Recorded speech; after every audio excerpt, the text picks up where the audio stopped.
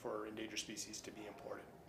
And so that's an interesting view on why we have protected it. It actually came from our own leadership, which is surprising. And we lack leadership on some issues like climate change today, that actually in the late 60s and early 70s, we really wanted to see this as a global legal mechanism. Now, as for what leads to a species being listed, there's no distinction on whether they're an exotic species, that is, they're found outside the U.S., or whether they're a species found in the 50 states. The criteria are the same. There are 5 criteria, but primarily what the Fish and Wildlife Service is directed to look at is their current status, of course. How much has the stock been depleted, or how much habitat has been lost. That's habitat loss is the #1 reason for species being placed on the Endangered Species Act list. Also, their utilization, whether the species has commercial value, and if so, are they being overutilized? Fishing stocks come to mind. A lot of folks are pushing the government to start acting on what have traditionally been commercial fisheries, which have not gotten Endangered Species Act protection, but are being overutilized. And also the Congress has directed the agency to look at whether there are existing legal mechanisms in place that are doing a job, and so there's really no reason to list the species.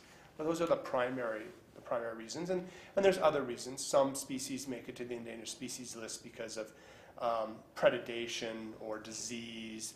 Predation usually by a species that doesn't belong in their environment and gets introduced, and you see this with trout species of the West, where non-native species get introduced and outcompete, bring disease into the environment, or just simply eat all of the native fish. So, to assist species in their native lands, how does regulating the captive bird trade assist that? Right. Because according to a lot of people, smuggling stopped. I mean, we have enough species in the United States now that we don't need to smuggle parrots anymore. And that's a question of who says what. Right, when. right. So, well, I can't really address that question if the assumption is that international trade of these exotic bird species is stopped. I certainly don't believe that is true. I certainly think that what we see in their home ranges, that we see the destruction of habitat, and these birds are still being smuggled out, as well as what law enforcement we have had along our border that have found these species. I graduated in 1995. I went to work for Steve Crandall, who was a former U.S. attorney in San Diego. He had the crazy idea of prosecuting animal smugglers when everyone in San Diego and the FBI and the Border Control were more worried about drugs and human smuggling or even illegal crossings.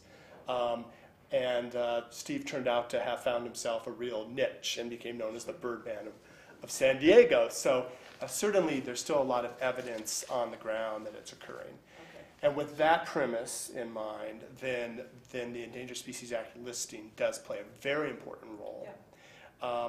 When Congress first introduced the foreign listing to the ESA, it was as part, as I said earlier, to reinforce their commitment to CITES, but it was also because of the realization that legal markets of illegal products provide opportunities for what is essentially called laundering. We've heard of laundering in money, we've heard of laundering in drugs and artifacts and art. And laundering occurs when you are able to take something that is illegally possessed and find a way to make it legally possessed. The changing of title or changing of its apparent nature of where you got it. And we see this, art and artifacts where people find countries with either very lax possession laws and are willing to give you title to it, or where there are loopholes, or even where there's just opportunities because of no paperwork control and that type of stuff. And while the U.S. tends to be very strong on things like money laundering and art laundering and and artifact laundering. We happen to be a place where animals are easy to launder, and not just birds, but a lot of it. The U.S. is a major haven for black market smuggling of animals throughout the world. And so by being able to bring those animals in here, and let's not use the birds, I don't want to, let's use, an antelope, an African antelope that has been illegally shot in northern Africa, poached, and it brought here for a trophy mount. Someone who's caught in possession of that animal by the U.S. Fish and Wildlife Service or a state fish and wildlife warden, which, by the way, is rare and difficult, and that's part of the problem, why we're such an easy place to smuggle animals to. Well, the first thing they're going to say is, I got this from a captive breeding operation in Oklahoma or Texas. There is literally no way. We don't have DNA records of every animal in captivity here. There's really nothing that distinguishes these animals where they were taken, and so it becomes impossible to prosecute that type of crime. And so the Fish and Wildlife Service and Congress, that was their primary purpose, was to not have the U.S. market the place where these animals are laundered. And so it provides a real check on smuggling operations, particularly given that between Eastern Europe and the United States, a vast majority of wildlife products, birds, and every other, that's where their ultimate destination is. Well, what about, and I know that smuggling into this country is bad enough, but I think it goes on a lot into China and to Thailand too, from South America. And I'm speaking specifically of birds, and of course, a lot of other endangered species that, we've done some really, I think, decent conservation efforts with, like, tigers and lions and elephants, trying to teach other people. And I think education of folks in other countries is a critical part. How does the ESA, are there any provisions for that? If you're going to list an endangered species in another country, is there any solutions offered or any funding available? Well, certainly, we're not the only players in this market. We're certainly not the only destination, and you're right, the Asian markets are rapidly increasing. And just so you'll know, animal trade, and birds play a huge role. Birds and reptiles are some of the most heavily traded animals, come in only behind drug smuggling and human trafficking, and ahead of illegal arms sales in the world black market. And it's increasingly run by organized crime that are using people on the grounds in their in native countries to get these animals out. So that's the scope of the problem. Solving it's a huge problem. The Endangered Species Act is only focused on solving it here in the United States. It doesn't have any extraterritorial enforcement application. It's not the tool used to prosecute people who are taking the species in their home countries or smuggling them to Western Europe or Asia. It's about making the possession of those animals enforceable here in the United States. Now, CITES is intended to play somewhat of a role, and this is really important. So going back to the same, transporting of a bird or an antelope, if they're caught at the border or caught in transit, we have the international mechanism to prosecute them. But once they're here in the United States, that's what the Endangered Species Act kicks in.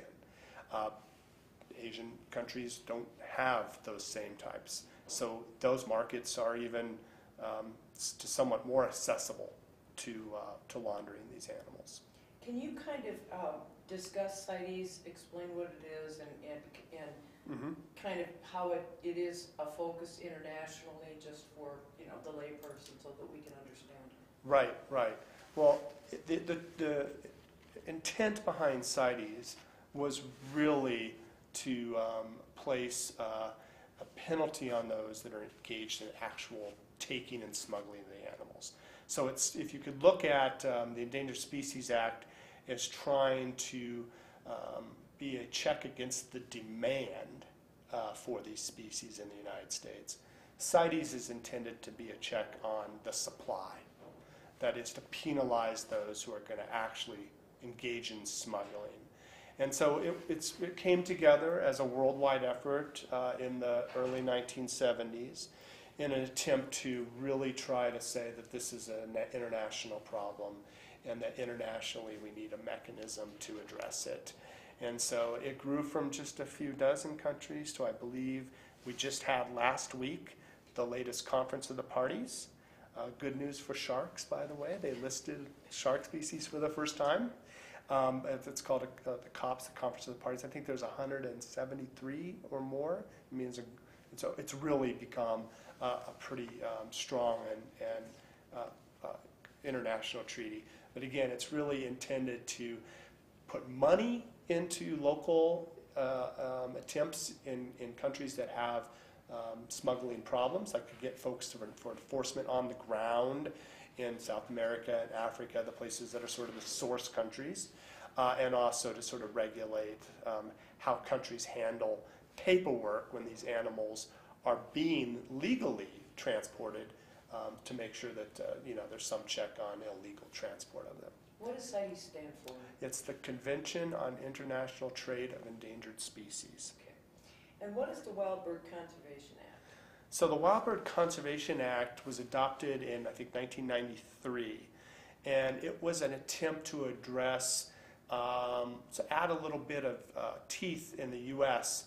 to the CITES regulation of a few, I think dozen at the time, and then maybe a few more now, birds that had been listed on CITES in the early 1990s. And it's not like the Endangered Species Act. It's not a check on demand in the United States. It's intended to make sure that when we are importing birds that are considered threatened or endangered under CITES, that we're getting them from legitimate places. And it's important for you to know, right, that it doesn't regulate the type of species that we're talking about that most pet owners want. We're really talking about ducks and emus and swans, things that are brought in for exposition and for exhibit in zoos and those type of things.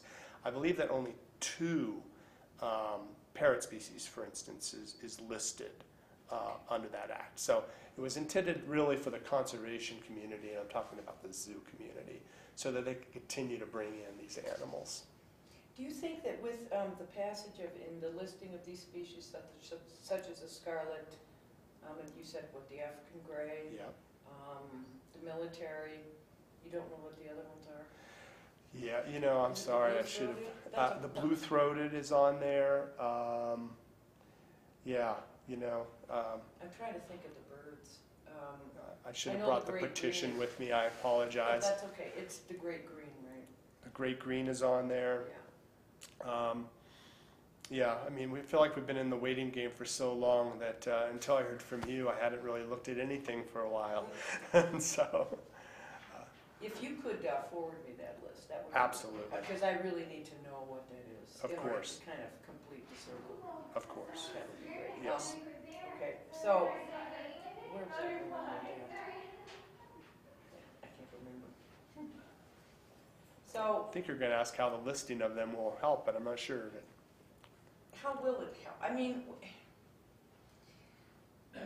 does the ESA provide for funding? How is this going to help conservation if the ESA requires, for example, that a casual parrot owner get a horrendous permit? What's going to happen to those birds? Mm-hmm. I mean, or they have not, has Fish and Wildlife not decided on that? Because it seems to me that this could be quite a problem for rescues, for shelters. I mean, are shelters even going to be able to have these birds? Right. You know, because I've heard horror stories Right. about birds being gassed and killed, and you know, I know a lot of parrot owners who would be very concerned about that.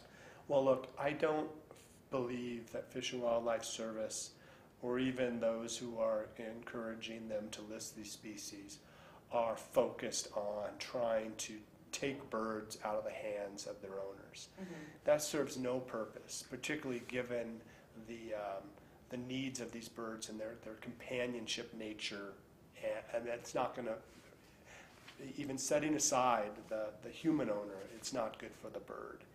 And so I think what we're going to see, assuming these birds are ultimately, the protections are maintained under the ESA, is a phase, really, where you may see pet ownership of these birds less common because their availability will be reduced, and not so much that people are going to lose their companions now. And that, in even the scenario in which the birds are less available, is not totally clear either. The real question will be whether or not breeding of these birds in captivity, one, is truly feasible in the same number of production of the number of birds that are currently available for sale. And again, I think there's a big gap between what's being bred and what's for sale, because there's so many birds that are actually being sold illegally. And maybe even the people who are selling it illegally don't even know that they're selling it illegally. What do you mean illegally? That is, that these birds are not captive bred, that